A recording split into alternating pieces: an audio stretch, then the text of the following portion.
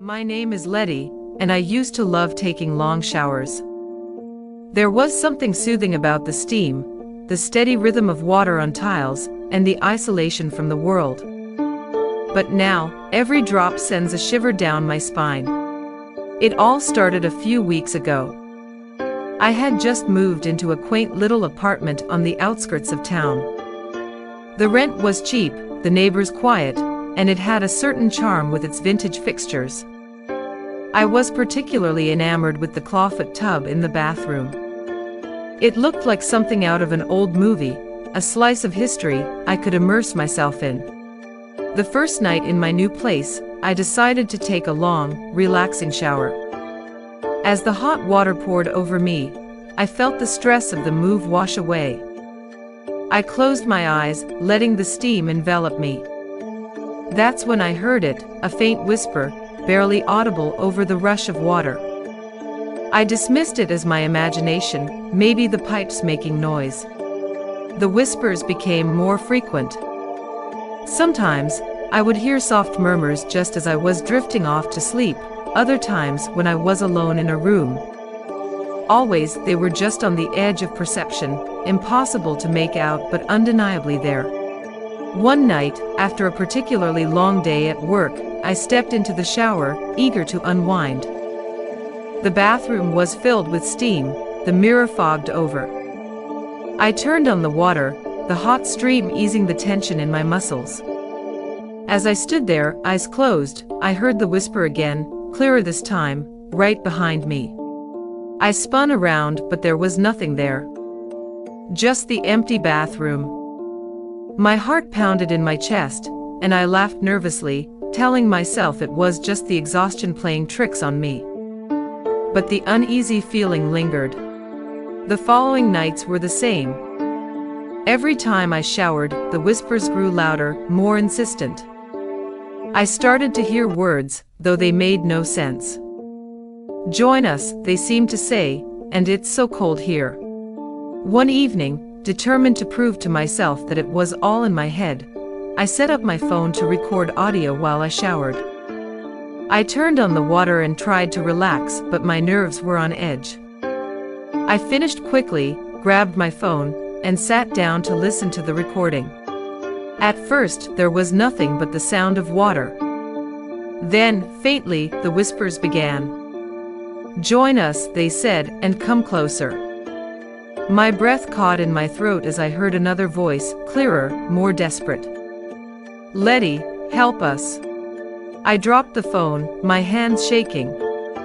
How did they know my name? I couldn't sleep that night, the fear gnawing at me. I had to find out what was happening. The next day, I did some research on the apartment. What I found chilled me to the bone. Decades ago, the building had been a boarding house. Several tenants had mysteriously disappeared, their bodies never found. The rumors spoke of a cult, dark rituals, and sacrifices. I knew I couldn't stay there, but I felt compelled to help the voices, if they were indeed trapped souls. That night, I lit candles around the bathroom and filled the tub, trying to create a seance. I stood in the shower, water cascading over me, and spoke to the voices. "Who are you?" I asked, my voice trembling. "What do you want?" For a moment, there was silence. Then, the whispers came, a cacophony of voices all at once. "Free us," they said. "Break the curse." I felt a cold hand on my shoulder, and I turned to see a shadowy figure standing there, its eyes hollow and filled with sorrow. My blood ran cold, but I forced myself to stay calm. "How?" I asked. "Destroy the source," it whispered. "The mirror. Break the mirror." Without hesitation, I grabbed a towel rack and swung it at the mirror with all my strength. The glass shattered, shards flying everywhere. The voices screamed, a deafening sound that made me cover my ears. Then, there was silence. I don't know what happened after that. I must have passed out because I woke up on the bathroom floor, alone. The mirror was in pieces, the bathroom a mess, but the oppressive feeling was gone. The air felt lighter, the whispers silenced. I moved out the next day. Now, every time I step into a shower, I can't help but listen for the faintest whisper, a reminder of the horrors I left behind. My name is Sarah, and I used to love taking long showers. Now, I dread them, haunted by the voices that once called out to me from the darkness. My name is Emily, and I never used to be afraid of airports. In fact, I found them exciting, bustling hubs of adventure and opportunity. But that all changed one fateful night when I found myself stranded in an airport that seemed to hold secrets darker than any red-eye flight. It started innocently enough. I was on my way home from a business trip, exhausted and eager to collapse into my own bed. But as fate would have it, a storm rolled in, grounding all flights and leaving me stranded in an unfamiliar airport. As I wandered the dimly lit corridors, the usual buzz of activity was eerily absent. The only sound was the distant rumble of thunder echoing through the empty halls. I glanced around, feeling a shiver crawl up my spine, but I brushed it off as exhaustion. That's when I saw him, a man standing at the end of the hallway, his figure obscured by shadows. I called out to him, hoping for directions or assistance, but he didn't respond. Instead, he just stood there, unmoving, like a statue. I approached cautiously, my heart pounding in my chest. But as I drew closer, I realized something was terribly wrong. His eyes were empty voids, devoid of any spark of life, and his skin was ashen and corpse-like. I stumbled back in horror, my mind reeling with fear. What was this place? And who or what was that thing lurking in the shadows? Desperate to escape, I turned and ran, my footsteps echoing loudly in the empty airport. But no matter how fast I ran, it felt like I was trapped in a nightmare, the walls closing in around me with every passing moment. Just when I thought I couldn't bear it any longer, I stumbled upon a door, a glimmer of hope in the darkness. With trembling hands, I pushed it open and stumbled out into the stormy night. As the rain lashed against my skin, I glanced back at the airport, half expecting to see that ghastly figure lurking in the shadows. But the hallway was empty, the only evidence of my ordeal the pounding of my heart and the terror etched into my soul. I spent the rest of the night huddled in a nearby hotel, unable to shake the feeling of dread that clung to me like a shroud. Sleep eluded me, my mind replaying the terrifying encounter over and over again.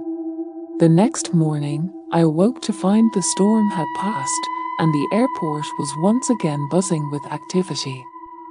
But as I made my way to the terminal to catch the next available flight, I couldn't shake the feeling that something was still amiss. Every shadow seemed to hold a lurking menace, every unfamiliar face a potential threat.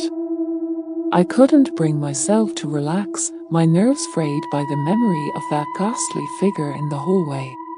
As I boarded my flight and settled into my seat, I tried to push the events of the previous night to the back of my mind. But no matter how hard I tried to forget, the memory lingered like a stain, a constant reminder of the horrors that lurked just beneath the surface. And as the plane took off, soaring into the sky and leaving the airport far behind, I couldn't help but wonder what other terrors lay waiting in the darkness, hidden from sight but always watching, always waiting. My name is Emily, and I've been babysitting for the Johnsons for a few months now. It started off as a simple gig, watching their two young children, Lucy and Timmy, while they enjoyed a night out. But tonight, something feels different. As the Johnsons leave, I try to shake off the uneasy feeling creeping up my spine. Lucy and Timmy are already in bed, so I settle down on the couch with a book, trying to distract myself. The house is eerily quiet, except for the occasional creaks and groans of an old building. Suddenly, I hear footsteps upstairs. I freeze, my heart pounding in my chest. Maybe it's just the house settling, I try to convince myself. But then I hear it again, unmistakably the sound of footsteps, slow and deliberate. I muster up the courage to investigate, creeping up the stairs with bated breath. The hallway is dimly lit, casting long shadows that seem to dance with a life of their own. I reach the top of the stairs and peek into Lucy's room. She's fast asleep, her chest rising and falling rhythmically. Relieved, I move to check on Timmy, but something stops me in my tracks. The door to the attic is slightly ajar, a sliver of darkness peeking through. I could have sworn it was closed earlier. My hand trembles as I reach for the doorknob, a sense of dread washing over me. With a creak, the door swings open, revealing a staircase leading up into darkness. I should have just closed it and pretended I never saw anything, but curiosity, or perhaps something darker, compels me to ascend. The air grows colder with each step, and the silence becomes oppressive. I reach the top and find myself in a small, cramped space filled with dusty old boxes and forgotten relics. But something else catches my eye, a small, porcelain doll sitting in the corner, its eyes staring blankly ahead. I try to shake off the chill that runs down my spine as I turn to leave, but then I hear it, the sound of whispering, soft and faint, like a gentle breeze rustling through the leaves. I spin around, but there's no one there, just the doll, its expression unchanged. Panic sets in as I stumble down the stairs, my heart racing with fear. I need to leave, I need to get out of this house. But as I reach the bottom of the stairs, a voice cuts through the silence, a voice that sends shivers down my spine. Emily, where are you going? It whispers, coming from the darkness of the attic. I bolt for the door, not daring to look back, the echoes of that haunting voice following me as I flee into the night, vowing never to babysit for the Johnsons again.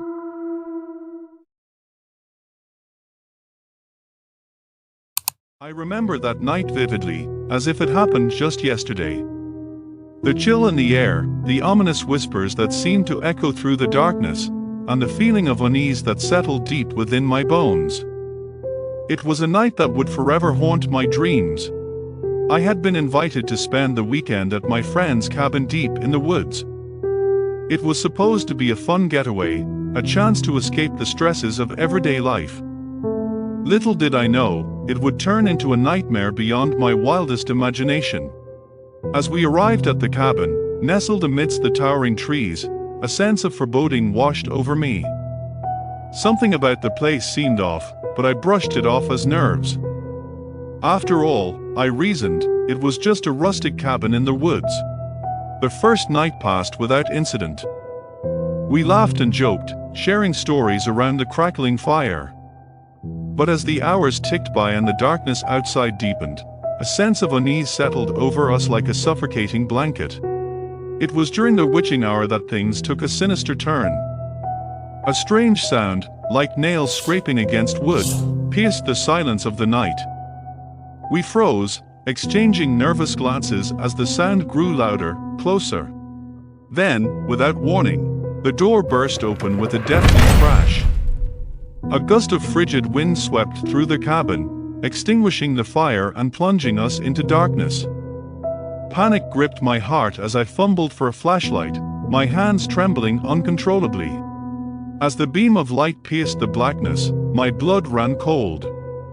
Standing in the doorway was a figure cloaked in shadows, its features obscured by darkness. It didn't move, didn't speak, but I could feel its malevolent gaze boring into my soul.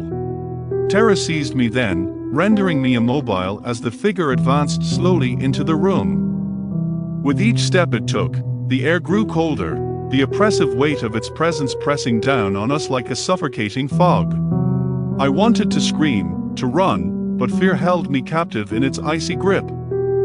And then, just as suddenly as it had appeared, the figure vanished into thin air, leaving behind only a lingering sense of dread. We fled the cabin at first light, leaving behind the darkness that had threatened to consume us whole. But try as I might, I could never shake the feeling that whatever had visited us that night still lurked in the shadows, waiting patiently for its next unsuspecting victim.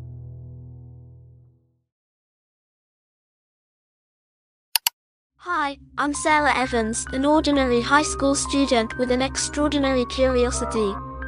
My days at St. Agatha's School are typically filled with the mundane routines of classes, homework, and navigating the intricate social hierarchies that seem to define teenage life. With chestnut hair that cascades in loose waves around my shoulders and hazel eyes that often reflect the flickering light of my imagination, I blend seamlessly into the sea of faces that populate the halls. Despite the apparent normalcy of my existence, there's always been a part of me that yearns for something more, something beyond the confines of the ordinary.